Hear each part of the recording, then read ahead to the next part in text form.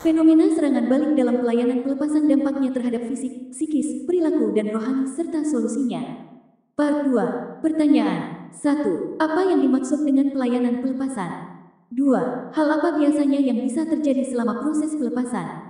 3. Apa yang dimaksud dengan serangan balik? 4. Apakah faktor-faktor yang menyebabkan terjadinya serangan balik? 5. Apakah dampak dari serangan balik? 6. Bagaimanakah cara mengatasi serangan balik? Jawaban. 1. Pelayanan pelepasan adalah pelayanan Kristen yang berfokus pada pengusiran iblis dan roh jahat untuk menyelesaikan masalah yang berkaitan dengan roh jahat tertentu.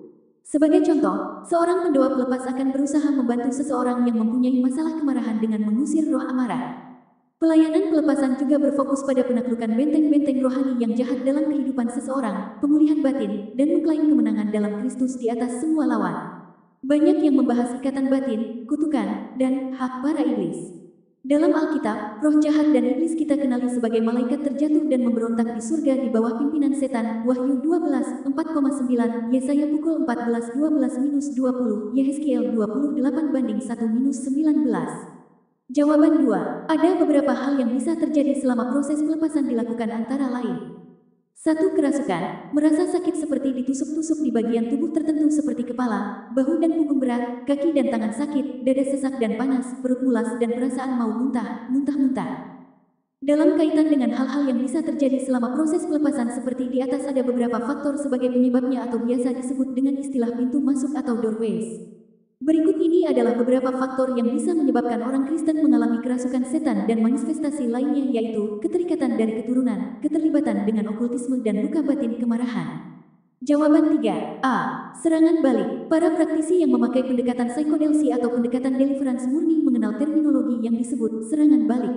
Secara sederhana serangan balik diartikan sebagai kuasa kegelapan yang menyerang balik orang yang melakukan peperangan rohani lewat pelayanan doa pelepasan. Yang mengalami serangan balik bisa si pelayan, keluarganya atau pihak yang dilayani dan juga keluarganya. Serangan balik juga bisa menyasar ke mediator. Serangan balik biasanya terjadi baik pada saat pelayanan pelepasan dilakukan atau setelah pelayanan selesai dan saat keduanya sudah kembali ke tempat masing-masing. Terminologi ini akan lebih jelas dengan memperhatikan kisah anak-anak Skewa berikut. Juga beberapa tukang jampi Yahudi yang berjalan keliling di negeri itu mencoba menyebut nama Tuhan Yesus atas mereka yang kerasukan roh jahat dengan berseru, katanya, "Aku menyumpahi kamu demi nama Yesus yang diberitakan oleh Paulus." Mereka yang melakukan hal itu ialah 7 orang anak dari seorang imam kepala Yahudi yang bernama Skewa. Tetapi roh jahat itu menjawab, "Yesus aku kenal, dan Paulus aku ketahui, tetapi kamu, siapakah kamu?" Dan orang yang dirasuk roh jahat itu menerpa mereka dan menggagahi mereka semua dan mengalahkannya, sehingga mereka lari dari rumah orang itu dengan telanjang dan luka-luka. Kisah pukul 19:13-16. Ada peristiwa lain di Matius pukul 12:43-45 di mana Yesus mengajar tentang kembalinya roh jahat. Apabila roh jahat keluar dari manusia, ia pun mengembara ke tempat-tempat yang tandus mencari perhentian. Tetapi ia tidak mendapatnya. Lalu ia berkata, "Aku akan kembali ke rumah yang telah kutinggalkan itu." Maka pergilah ia dan mendapati rumah itu kosong, bersih tersapu, dan rapih teratur. Lalu ia keluar dan mengajak 7 roh lain yang lebih jahat daripadanya dan mereka masuk dan berdiam di situ. Maka akhirnya keadaan orang itu lebih buruk daripada keadaannya semula. Bila dalam peristiwa di Efesus di atas yang diserang balik adalah orang yang melakukan pengusiran setan, maka dalam Injil Matius ini yang diserang balik adalah orang yang dilepaskan dari kuasa roh jahat. Memang dalam perjanjian baru Yesus banyak melakukan pengusiran setan. Bila roh jahat sudah keluar ternyata ia bisa kembali lagi dan menimbulkan kerusakan yang lebih berat. Dengan menegaskan ayat ini lebih jauh kita kemudian dapat mengetahui bahwa baik yang melayani dan yang dilayani dapat mendapat serangan balik. Begitupun dari pengalaman pelayanan sebagai praktisi pelayanan kesembuhan dan pelepasan dengan pendekatan psikodelsi, serangan balik juga bisa terjadi kepada keluarga pelayanan dan keluarga yang dilayani. Secara alkitabiah sebenarnya si jahat tidak berhak mengganggu dan menyentuh orang percaya kecuali ada pintu masuknya. Prince, 2018, 138. Pintu masuk atau doorway adalah jalan masuk bagi roh jahat untuk melakukan serangan balik. Saragi, 2021,34. 3. B. Bentuk-bentuk serangan balik. Bentuk-bentuk serangan balik dapat berupa gangguan. 1. Fisik seperti sakit di kepala, punggung, bahu, kaki, dan tangan. Dapat juga berupa gangguan panas di badan atau bagian yang lain. Lumpuh sementara, juga dapat berupa sakit penyakit yang tidak terdeteksi secara medis dan lain sebagainya. 2. Pikiran seperti tidak bisa fokus melakukan sesuatu atau gangguan konsentrasi, pelin-pelan, bingung. Gangguan yang tentunya bisa berdampak pada pekerjaan, pergaulan, dan perkuliahan. 3. Psikis, gelisah tanpa alasan, emosi yang tidak stabil, gampang marah, murung, sedih tanpa alasan. 4. Rohani, malas berdoa, malas bersaat teduh dan malas beribadah padahal sebelumnya aktif. Yang mengalami serangan balik sering tidak menyadari bahwa perubahan dalam soal disiplin rohani adalah serangan balik dari roh jahat. Sebagaimana sudah dikatakan di atas bahwa serangan balik bisa terjadi kepada pelayan itu sendiri, keluarga pelayan, klien dan keluarganya serta pihak penghubung. Jawaban 4. Faktor-faktor atau pintu masuk serangan balik. Berangkat dari sumber Alkitab di atas dan dari pengalaman pelepasan yang penulis lakukan sejak tahun 2004 ada beberapa pintu masuk yang memungkinkan terjadinya serangan balik antara lain. 1. Melakukan peperangan rohani tidak dengan iman yang tertuju pada Allah, tidak melakukan persiapan rohani dengan baik, tidak bergantung dan mengandalkan Roh Kudus, dan tidak dengan hati yang benar. Memang, seperti anak-anak Skewa, banyak yang terpesona dengan kuasa yang bekerja dalam diri orang percaya. Dalam Kisah Rasul 8 misalnya ada seorang penyihir bernama Simon yang ingin membeli kuasa Roh Kudus yang bekerja dalam diri para rasul. Tapi Petrus menjawab, binasalah kiranya uangmu itu bersama dengan engkau, karena engkau menyangka bahwa engkau dapat membeli karunia Allah dengan uang kis. 8:9, 18-20. Berkaitan dengan orang yang dilayani serangan balik dapat terjadi bila setelah roh jahat pergi orang tersebut tetap membiarkan hidupnya kosong tanpa Allah. Dari sini kita bisa melihat lebih luas bahwa tujuan pelayanan pelepasan itu bukan agar roh jahat pergi atau orang yang kerasukan sembuh atau klien mengalami pemulihan, tapi yang paling penting agar hidup rohaninya semakin bertumbuh. Klien semakin taat dalam doa, saat teduh, beribadah, dan berbuah. Bila tidak sampai ke level ini maka serangan balik bisa terjadi. Serangan balik juga bisa terjadi ketika setelah pelayanan pertama masih ada keterikatan yang belum tuntas diputuskan. Hal di atas membuat roh jahat masih memiliki akses untuk melakukan serangan balik. Karena dosa-dosa yang masih disembunyikan, roh jahat selalu menunggu waktu yang tepat untuk menyerang balik. 1 Pet 5:7. Adanya dosa-dosa yang belum diakui atau masih disembunyikan bisa menjadi pintu masuk serangan balik. Serangan balik juga bisa terjadi karena masih menyimpan kebencian dan kemarahan. Ada klien penulis berulang kali diserang balik dan setelah dikonfrontasi akhirnya mengakui bahwa dia masih menyimpan kemarahan kepada perempuan yang menyantetnya dan bapaknya. Lupa doa pembentengan, untuk menghindari serangan balik hal-hal yang dapat dilakukan antara lain, memperkuat pertahanan dengan terus bertumbuh secara rohani dan menjaga disiplin rohani. Berhikmat dalam mengambil keputusan sehingga apa yang kita pilih adalah sesuai rencana Tuhan, bukan apa yang kita inginkan. Jika memiliki karunia yang biasa digunakan dalam pelayanan eksorsisme, ujilah terlebih dahulu karena si jahat pun bisa menyamar jadi malaikat terang. 2 Korintus 11:14. Sebelum melakukan pelayanan pelepasan, jangan pernah lupa untuk doa pembentengan. Artinya, kita menyerahkan seluruh aspek kehidupan kita, baik aktivitas kita, harta benda yang kita miliki, rumah, ladang, usaha, mobil, dan orang yang kita kasihi supaya ketika kita sedang melakukan peperangan rohani, roh jahat tidak dapat mengganggu mereka.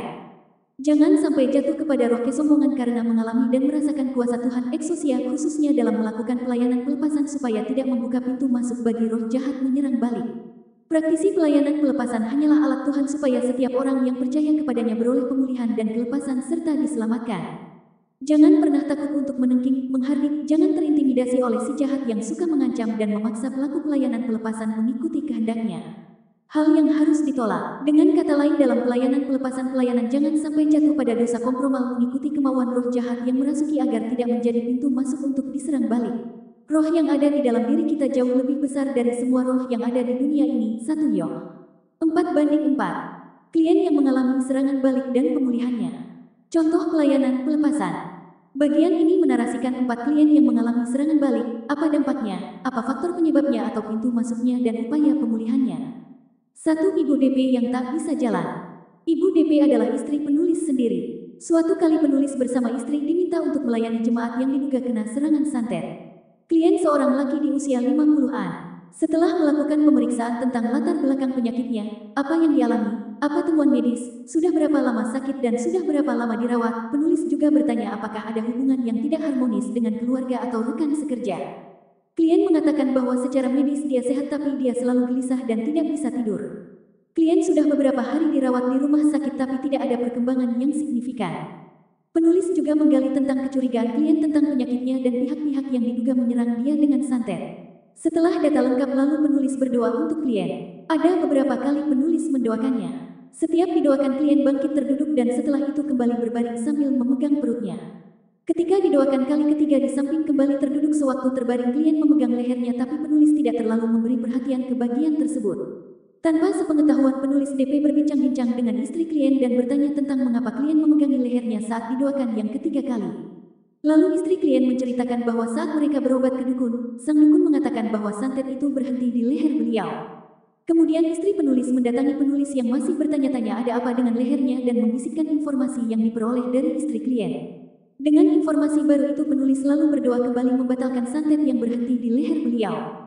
Setelah selesai didoakan barulah kemudian klien tenang. Setelah klien tenang lalu penulis berdoa penutup dan pamit. Sewaktu meninggalkan ruangan, klien dirawat semua baik-baik saja. Namun ketika penulis dan istri sedang berjalan di koridor atau lorong luar gedung rumah sakit, tiba-tiba DP, istri penulis, menjerit sambil mengatakan, "Pak, kakiku tidak bisa bergerak, seperti ada beban bertonton di kakiku. Berat sekali untuk dilangkahkan." Lalu penulis teringat bahwa tadi DP tanpa sepengetahuan penulis bertanya pada istri klien dan akhirnya istri klien memberi informasi bahwa dukun mengatakan bahwa santet yang menyerang klien berhenti di leher. Penulis menduga roh jahat yang rahasianya terbongkar marah ke DP dan menyerang balik dia. Itulah yang terjadi sewaktu berjalan di koridor rumah sakit itu. Untuk membuktikan dugaan tadi, penulis menuntun DP untuk mengikuti doa penulis sebagai berikut sambil penulis tumpang tangan atas kakinya yang tiba-tiba tidak bisa bergerak itu. Setelah penulis menyadari bahwa ibu DP mengalami serangan balik, lalu penulis memintanya mengikuti doa penulis. Adapun doa penulis yang diikutinya sebagai berikut, "Tuhan Yesus, Engkau mengetahui apa yang kualami saat ini. Aku tidak bisa berjalan setelah kami mendoakan Bapak tadi. Memang tadi aku ada bertanya kepada istri klien tentang apa yang mengganjal di lehernya. Kemudian istrinya menjelaskan kepada hamba bahwa ada santet yang bersembunyi di lehernya dan hamba menginformasikan hal itu kepada suami hamba. Hamba lupa tadi untuk doa pembentengan baik sebelum maupun sesudah menyampaikan informasi penting tadi. Akibatnya kemungkinan besar kaki hamba kena serangan balik. Mohon ampun untuk kelalaian membentengi diriku dalam doa. Dalam nama Yesus aku membatalkan kalau yang kualami ini serangan balik. Dalam nama Yesus kubatalkan. Amin." Sesudah selesai berdoa, penulis lalu bertanya kepada DP tentang kakinya dan dia menjawab bahwa kakinya sudah ringan, beban yang bertonton tadi sudah lepas. Lalu DP kembali bisa berjalan dengan normal baik sewaktu berjalan ke mobil, di mobil dan sesudah di rumah. Dengan kata lain, kepulihannya permanen. Dari narasi di atas, ibu DP mengalami serangan balik. Faktor penyebabnya ada dua. Pertama, ibu DP ikut ambil bagian dalam pelayanan pelepasan. Biasanya ibu DP tidak pernah ambil bagian secara langsung dalam pelayanan penulis. Dia selalu menjaga jarak. Pada saat pelayanan itu dia ambil bagian dengan mengorek informasi. Reaksi roh jahat yang rahasianya dibukakan, yakni santet di leher korban, marah dan menyerang balik beliau. Kedua, ibu DP lupa untuk doa membentengi dirinya dari serangan balik saat dia mengorek informasi dari klien. Dengan kata lain, lupa doa pembentengan menjadi pintu masuk, ibu DP mengalami serangan balik saat berada di koridor luar rumah sakit saat pulang. Berangkat dari analisa di atas, ada pintu masuk lewat lupa doa pembentengan dan ikut ambil bagian dalam pelayanan pelepasan terhadap klien. Penulis yang sekaligus sebagai praktisi pelayanan pelepasan menaikkan doa mohon ampun dosa atas kelalaian menaikkan doa pembentengan dan membatalkan serangan balik yang dialami. Serangan balik tidak sama dengan kesurupan sehingga doanya bukan doa menengking atau pengusiran flu. 4:35 tapi doa pembatalan. Dugaan penulis benar bahwa ibu DP kena serangan balik. Hal itu dibuktikan dengan normalnya kaki ibu DP setelah doa pembatalan dinaikkan. Sejalan dengan firman Tuhan dalam Mar 6:7-13, Yesus telah memberi kuasa eksosia kepada murid-muridnya dahulu dan sekarang untuk mengusir roh-roh jahat dan menyembuhkan berbagai penyakit. Follow up yang dilakukan menunjukkan hasil yang tetap, kondisi ibu DP pulih. Hal itu tidak sukar bagi penulis memperhatikannya karena ibu DP adalah istri penulis. 2. Serangan balik pada RS sehingga bolak-balik kesurupan. RS ini kasus yang unik dan berkelanjutan yang penulis layani. Dilayani sejak bulan Mei sampai bulan Juli tahun 2021. Secara medis diagnosa dokter masih mendua. Ada 2 dokter mengatakan RS menderita kanker sudah stadium 4. Namun begitupun kedua dokter di atas masih merujuk RS ke dokter yang lebih ahli untuk memastikan dugaan mereka. RS diminta untuk semakin banyak berdoa. Di tahun 2019 RS sudah pernah menjalani operasi pengangkatan tumor dari rahim. 2 tahun kemudian atau di tahun 2021 sakit di bagian rahimnya kambuh lagi. Itu dia rasakan saat mengajar di lembaga bimbingan tes di mana dia mengajar. Lalu RS memeriksakannya ke dokter. Ada 3 dokter yang kepada mereka RS konsultasi. 2 dari 3 dokter di atas mengatakan bahwa RS diduga kena kanker ganas dan sudah stadium 4. Ada 1 dokter setelah melakukan tes kanker yang tercanggih mengatakan karena angka dari hasil tes 400 belum 500 atau 600 besar kemungkinan yang dialami RS masih tumor belum masuk kategori kanker. Dokter tersebut mengatakan kalau angka hasil tes sudah 500 ke atas maka bisa dipastikan RS mengidap penyakit kanker dan sudah stadium 4. Setelah pemulihan dari operasi angkat tumor dari rahim di tahun 2019, RS juga berobat ke dukun dan bahkan tinggal di rumah dukun itu selama lebih kurang setahun. Lalu setelah itu karena hendak bekerja, RS mohon pamit untuk tidak tinggal di rumah dukun itu. RS harus tinggal di kota PS karena tempat bimbingan tes yang menerimanya sebagai tutor berada di kota tersebut. Menurut informasi RS, sebetulnya dukun itu tidak rela melepaskan dia dari rumahnya. Sewaktu RS bekerja sebagai tutor, dia ada berpacaran dengan seorang pria yang mengaku masih belum punya pacar. Setelah pacaran beberapa bulan lalu, akhirnya ada seorang perempuan yang menghubungi dia dan marah-marah. Perempuan itu adalah pacar dari laki-laki itu. Dia bahkan mengancam akan menyakiti dan membuat RS menderita karena sudah merebut pacarnya. RS lalu mengatakan bahwa dia tidak mengetahui kalau laki-laki yang dia pacari sudah punya pacar. Pengakuan pacar RS adalah bahwa dia belum punya pacar, itulah sebabnya dia bersedia pacaran dengan pria itu.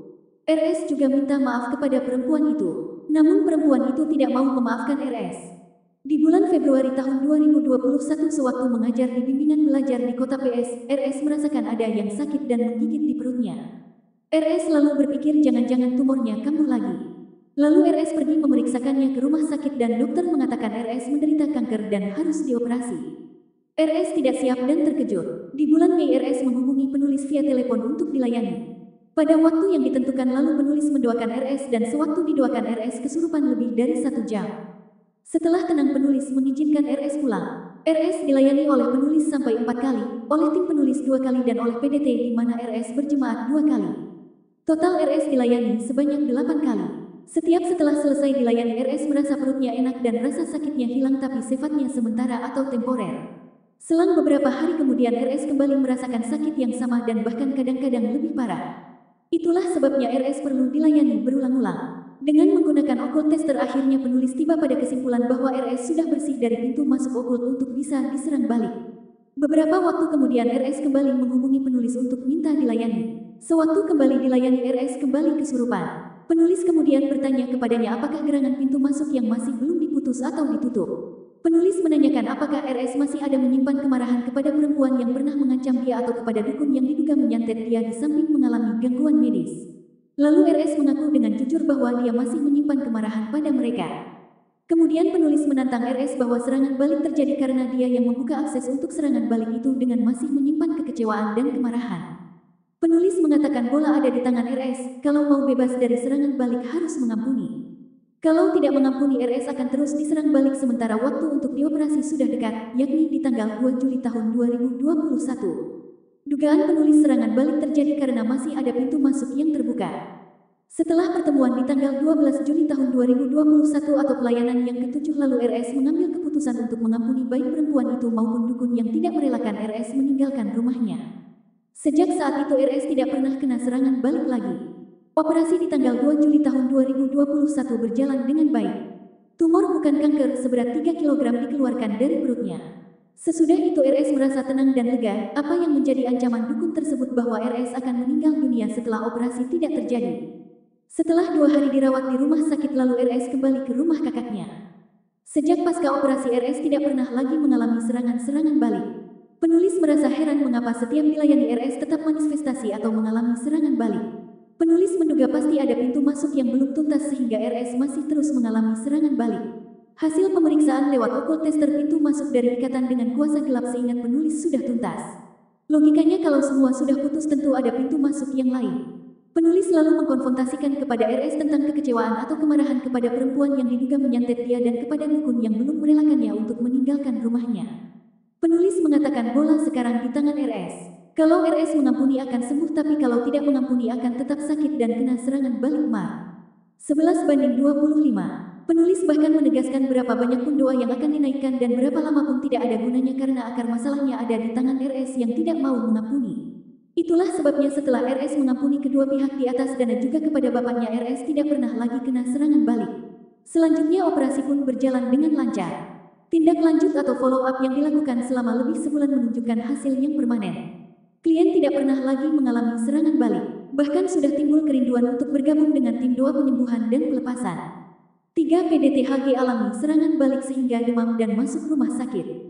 PDT, HG menghubungi penulis lewat telepon dari rumah sakit di mana dirawat di bulan April tahun 2021. Dia lalu menceritakan pergumulan yang sedang dia hadapi. PDT, HG sendiri adalah seorang praktisi pelayanan pelepasan yang sudah lama menekuni pelayanan yang satu ini. Sejak Januari-April tahun 2021 beliau bersama timnya melakukan pelayanan di kota Es dan sekitarnya, tempat dia melayani, lebih kurang sebanyak 9 kali. 6 kali melayani jemaat yang kesurupan dan 3 kali melayani jemaat yang diganggu roh jahat yang dikirim dukun tapi tidak sampai kesurupan. Dari seluruh pelayanan pelepasan yang dia dan timnya lakukan ada satu kejadian yang dia hubungkan dengan kondisinya saat bertelepon yakni sedang dirawat di rumah sakit. Ada peristiwa saat pelayanan atas klien yang kesurupan mengaku sebagai kuntilanak dari laut dan juga ada yang mengaku setan pencabut nyawa. Roh jahat yang ketiga yang memasuki kliennya mengaku sebagai raja setan dan bermaksud mau membunuh klien yang sedang disurupi dan juga PDT. HG, waktu itu PDT, HG tidak terlalu ambil pusing dengan ucapan intimidasi dari setan yang menyurupi kliennya. Selang beberapa hari setelah itu sesudah khotbah Jumat Agung PDT, HG masuk rumah sakit. Gangguan kesehatan yang dia alami adalah demam tinggi turun naik, perut kembung, perasaan kenyang, sakit kepala yang berkepanjangan dan batu berdahat yang berkepanjangan.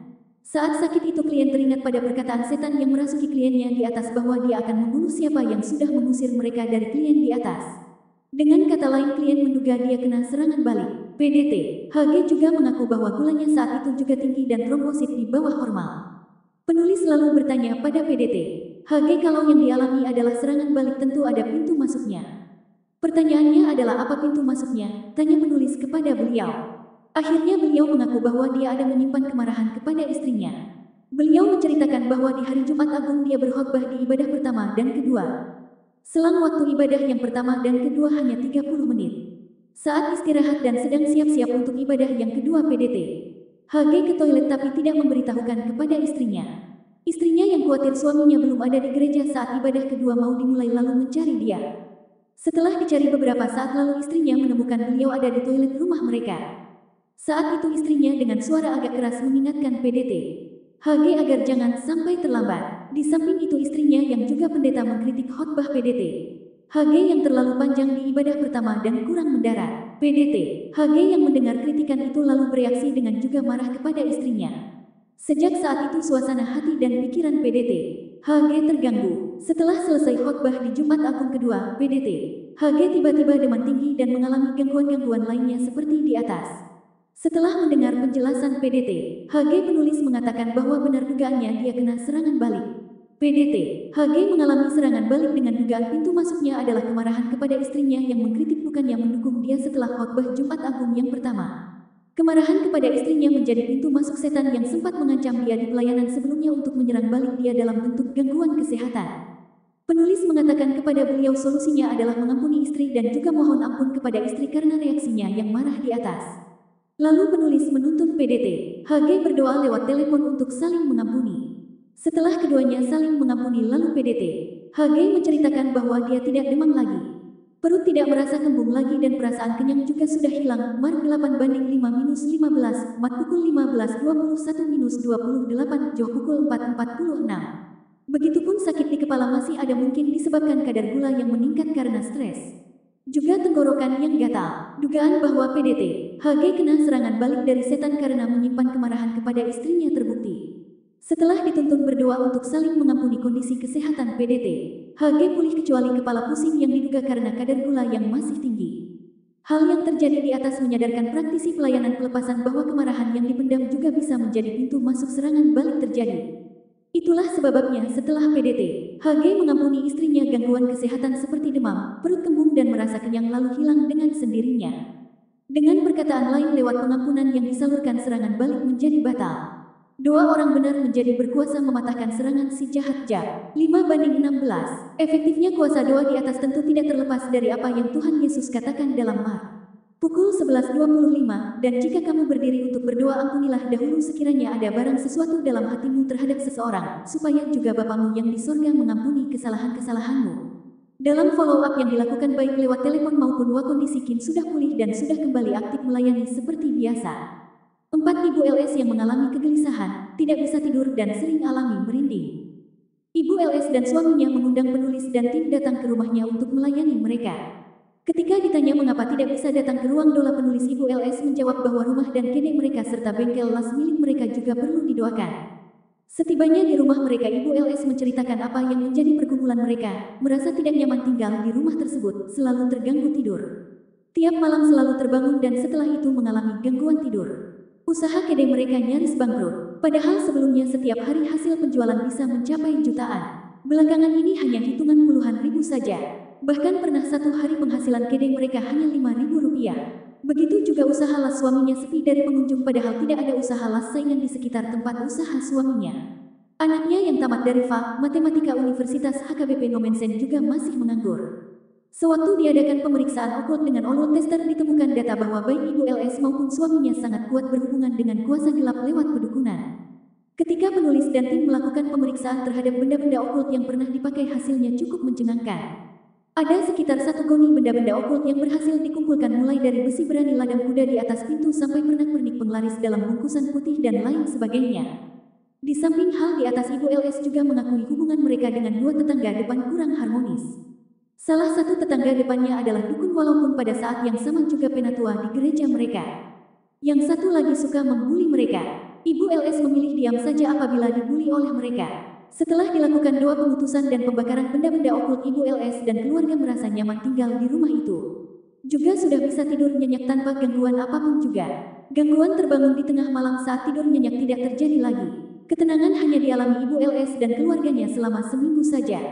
Dampak atau efek dari doa pengutusan yang dilakukan hanya bertahan seminggu saja. Setelah itu Ibu LS kembali tidurnya terganggu dan selalu merinding di dalam rumahnya. Bahkan Ibu LS juga merinding di kedenya. Memang putri mereka sudah diterima bekerja sebagai guru honor di SMP Negeri 1 di Desa P. Di samping itu Ibu LS juga kembali diganggu mimpi-mimpi buruk. Dalam mimpinya dia diganggu oleh tetangganya suami istri. Juga Ibu LS pernah bermimpi sedang mandi di sungai, lalu tiba-tiba ada yang buang air kecil di atasnya. Ibu LS sempat juga kesal. Ketika terbangun, Ibu LS merasa sesak dan sakit di perut sebelah kiri seperti ada yang menusuk. Pernah juga di suatu malam Ibu LS terbangun dan mendengar ada orang berjalan mengelilingi rumah mereka dan juga mendengar seperti telur dilempar ke atas atap rumah mereka. Sejak peristiwa itu persoalan di rumah mereka bertambah, yakni anaknya yang paling besar, perempuan, selalu konflik dengan anaknya laki atau anak yang paling kecil. Pernah juga di suatu malam Ibu LS terbangun dan mendengar ada orang berjalan mengelilingi rumah mereka dan juga mendengar seperti telur dilempar ke atas atap rumah mereka. Sejak peristiwa itu persoalan di rumah mereka bertambah, yakni anaknya yang paling besar, perempuan, selalu konflik dengan anaknya laki atau anak yang paling kecil. Dari narasi di atas, sewaktu dia menjumpai penulis seminggu setelah pelayanan dilakukan di rumah beliau, tampak jelas Ibu LS mengalami serangan balik. Kondisi nyaman yang berlangsung hingga seminggu memperlihatkan kalau gangguan-gangguan yang dialami karena hukuman Tuhan ke 20:3-5, 23 atau karena serangan roh jahat dari tetangga. Setelah lewat seminggu, kondisi Ibu LS justru semakin parah. Masalah semakin bertambah, yakni konflik antara putri dan putranya. Pertanyaannya adalah apa yang terjadi dan pintu masuknya. Ketika penulis bertanya apakah ada ditemukan benda-benda dari dukun yang masih tersisa atau adakah jatuh ke pedukunan lagi, jawabannya tidak ada. Bahkan Ibu LS dan keluarga sudah rajin memutar lagu-lagu rohani yang mengundang buli dari tetangganya, khususnya dari tetangganya yang dukun merangkap penatua di atas. Karena tidak ada keterlibatan dengan kuasa gelap, penulis menduga bahwa kemarahan dan kekecewaan kepada dua tetangga yang sering merendahkan mereka karena kondisi ekonomi mereka yang pas-pasan dan belum berganti dengan pengampunan menjadi pintu masuk serangan balik bisa terjadi. Berangkat dari dugaan di atas, lalu penulis menuntun Ibu LS berdoa untuk membatalkan serangan balik lewat mimpi-mimpi buruk yang dialami. Juga membatalkan serangan balik lewat dugaan ada santet susulan lewat adanya orang di tengah malam yang mengelilingi rumah mereka. Juga dibatalkan kalau ada serangan santet lewat suara seperti telur yang dilempar ke atas atap rumah mereka. Setelah selesai berdoa, Ibu LS menceritakan bahwa tadi waktu berdoa tangan kirinya bergetar seperti ada yang keluar. Efek yang dia rasakan adalah badannya menjadi ringan. Ibu LS merasakan seperti ada yang meninggalkan badannya. Wajah Ibu LS pun setelah itu jauh lebih segar dibandingkan ketika saat datang atau saat sebelum didoakan. Hal wajahnya yang lebih segar juga diutarakan oleh rekan-rekannya yang mendampingi dia. Follow up yang dilakukan setelah beberapa minggu dilayani menunjukkan hasil yang permanen. Dalam kasus Ibu di atas, kembali hal yang mirip-mirip dengan kasus sebelumnya terjadi. Kemarahan dan kekecewaan bisa menjadi pintu masuk untuk serangan balik bisa terjadi. Baik kemarahan maupun kekecewaan adalah celah atau pintu masuk atau doorway bagi roh jahat untuk melakukan serangan balik. Dugaan bahwa pintu masuk serangan balik adalah kemarahan dan kekecewaan terbukti ketika klien akhirnya memberikan pengampunan serangan balik menjadi batal. Klien kembali bisa tidur nyenyak, lebih nyaman di rumah dan anak-anak kembali berdamai. Setelah selesai pelayanan lanjutan di rumah, menulis informasi yang penulis terima dari klien lewat WA klien sudah kembali normal. Klien tidak lagi gelisah atau terganggu atau merasa tidak nyaman di rumahnya. Suasana di rumah klien juga semakin kondusif dan nyaman. Dalam kasus ibu di atas, kembali hal yang mirip-mirip dengan kasus sebelumnya terjadi. Kemarahan dan kekecewaan bisa menjadi pintu masuk untuk serangan balik bisa terjadi. Baik kemarahan maupun kekecewaan adalah celah atau pintu masuk atau doorway bagi roh jahat untuk melakukan serangan balik. Dugaan bahwa pintu masuk serangan balik adalah kemarahan dan kekecewaan terbukti ketika klien akhirnya memberikan pengampunan serangan balik menjadi batal. Klien kembali bisa tidur nyenyak, lebih nyaman di rumah dan anak-anak kembali berdamai. Setelah selesai pelayanan lanjutan di rumah, menulis informasi yang penulis terima dari klien lewat WA klien sudah kembali normal. Klien tidak lagi gelisah atau terganggu atau merasa tidak nyaman di rumahnya. Suasana di rumah klien juga semakin kondusif dan nyaman. Diskusi dan refleksi. 1. Sebagaimana sudah disebutkan di bab 1 bahwa serangan balik adalah serangan yang dilakukan roh jahat yang tidak suka pelepasan-pelepasan dilakukan. Dengan kata lain, iblis tidak tinggal diam ketika mengalami serangan, melainkan melakukan serangan balik atau serangan kembali. Kasus-kasus di atas menunjukkan bahwa yang diserang bisa beragam. Ada praktisi pelayanan pelepasan yang adalah pendeta, ada keluarga si pelayan, ada jemaat yang sudah dilayani serta pulih namun diserang balik. 2. Sebagaimana sudah disebutkan di atas bahwa serangan balik hanya bisa terjadi bila ada pintu masuknya, tanpa pintu masuk serangan balik tidak akan mungkin terjadi. Dalam Bil pukul 23:23a dikatakan, sebab tidak ada mantra yang mempan terhadap Yakub, ataupun tenungan yang mempan terhadap Israel. Serangan balik oleh setan atau iblis dalam berbagai bentuknya termasuk dalam bentuk santet selalu dikirim melalui pembacaan mantra-mantra. Tanpa adanya pintu masuk, serangan balik tidak akan pernah terjadi. Semua kasus-kasus serangan balik di atas setelah diperiksa masing-masing memiliki pintu masuk. Pintu masuk yang ditemukan beragam, antara lain, untuk kasus yang pertama pintu masuknya adalah ikut terlibat dalam proses pelepasan tapi lupa doa pembentengan. Akibatnya ada celah bagi iblis atau setan atau roh jahat untuk menyerang balik ibu di.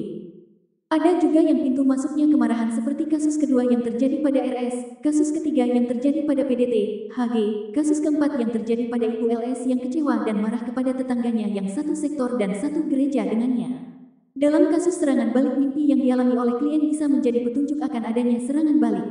3. Dampak serangan balik juga beragam. Ada yang menyerang fisik seperti merasa berat, sakit di perut dan bagian tubuh lainnya seperti di kasus RS dan DP. Bentuk lain bisa mengalami demam seperti kasus PDT, HG atau kasus ketiga. Di samping itu, bentuk serangan balik bisa dalam bentuk gelisah, susah tidur, keringat dingin, jantung berdebar, konflik di dalam keluarga meningkat seperti di kasus ibu LS di kasus keempat. Dengan kata lain, bentuk serangan balik bisa secara fisik yang berdampak pada perilaku atau aktivitasnya dan juga dalam bentuk serangan psikis yang berdampak juga pada kehidupan rohaninya seperti menjadi malas berdoa, malas beribadah dan kehilangan pengharapan.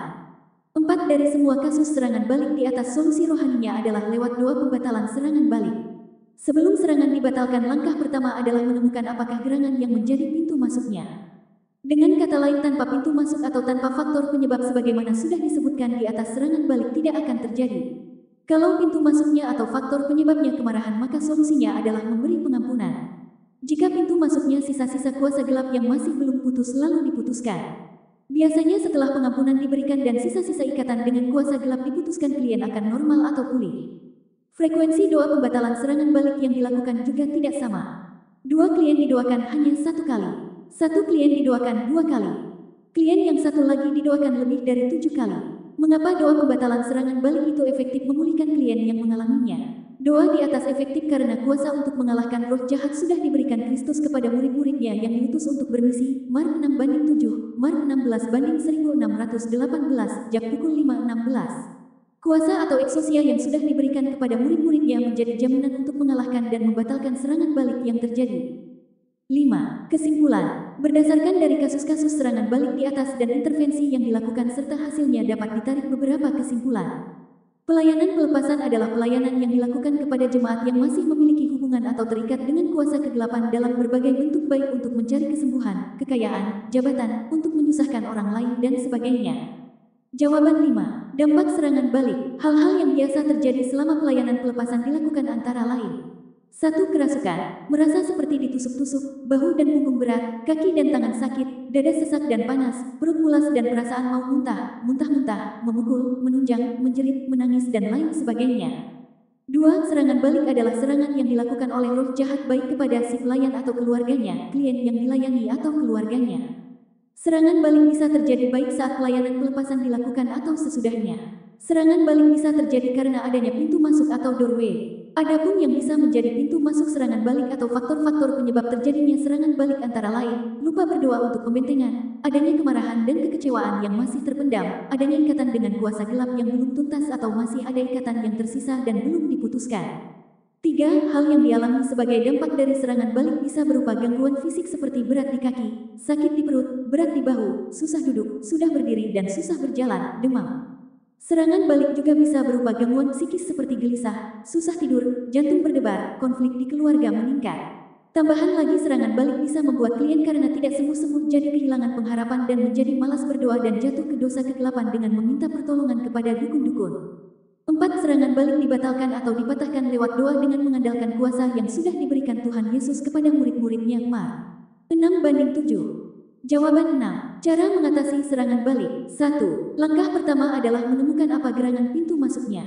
2. Melakukan doa pembatalan serangan balik disesuaikan dengan apa gerangan yang menjadi pintu masuknya. Kalau pintu masuknya kemarahan yang terpendam, si klien dituntun untuk mengampuni dan diikuti dengan doa pembatalan serangan balik. Kalau pintu masuknya lupa, doa pembentengan doanya adalah doa mohon ampun dosa dan dilanjutkan dengan doa pembatalan serangan balik. Kalau pintu masuknya masih adanya ikatan dengan kuasa gelap yang tersisa, maka doanya adalah memutuskan hubungan yang masih tersisa dan diakhiri dengan doa pembatalan serangan balik. Ketika serangan balik terjadi setelah mimpi buruk, maka pesan mimpi buruk juga ikut dibatalkan. Setelah doa pembatalan serangan balik, kondisi klien kembali normal atau pulih. Diilhami oleh Bapa Roh Kudus. Melalui hambanya, Pendeta Nuryani Evalin Simamora, Sarjana Pendidikan Kristen. Saudara diberkati, melalui renungan hari ini, jadilah berkat dengan mendukung pelayanan Tuhan kita Yesus Kristus, untuk dukungan pelayanan Gereja Holy Spirit, Bapak, Ibu, Saudara, Saudari. Tanda hubung lebih besar dari dapat transfer lewat 1. Bank DKI 13923149576 AN, Holy Spirit. 2. Bank BCA 5790408642 AN, Esron P. Panggabean STH. Not, jika Bapak, Ibu, Saudara, Saudari transfer antar bank, dapat masukkan nomor rekening, kode bank, tujuan yang ingin ditransfer dan kode bank DKI 13 kali. Gereja Jodoh Holy Spirit, Esron Ministry Care LOST Souls. Melayani interdenominasi gereja.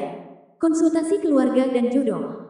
Doa rahasia jamin. Doa kesembuhan. Doa pelepasan. Kunjungan orang sakit. Ibadah open house office, kedukaan, kematian, penghiburan, pelayanan peti jenazah 24 jam, konseling pranikah, ibadah pemberkatan nikah. Gereja Jodoh Holy Spirit, https://gereja tanda hubung jodoh tanda hubung holy tanda hubung spirit tanda hubung esron tanda hubung ministry.busins.site/. Alat perpanjangan Tuhan dalam perjodohan umatnya agar menikah sepadan. Dibutuhkan pemulihan citra diri sebagai tahap awal untuk bertumbuh dalam kerohanian. Kedewasaan rohani syarat utama dalam pernikahan Kristen. Gereja Jodoh Holy Spirit, Esron Ministry Jalan Tuparef, Pulau Mas Barat 12, nomor 23, RT 04, RW 09, Kayu Putih, Pulau Gadung, Jakarta Timur. Info doa dan konsultasi, 24 jam online. HP 0818779370 dan 085100609654. Khusus panggilan HP 085217361142. Silakan bagikan renungan ini kepada saudara, teman, kerabat, sebab menginjili tugas setiap kita orang percaya, umat tebusan Tuhan Yesus Kristus. Butuh bantuan hukum, DPPCMC DKI Kabid Hukum. Siap membantu saudara, Pendeta Esron Panggabean, Sarjana Hukum, Sarjana Teologi, Magister Pendidikan. Google Maps, Esron dan Partner Biro Hukum. URL, klik link.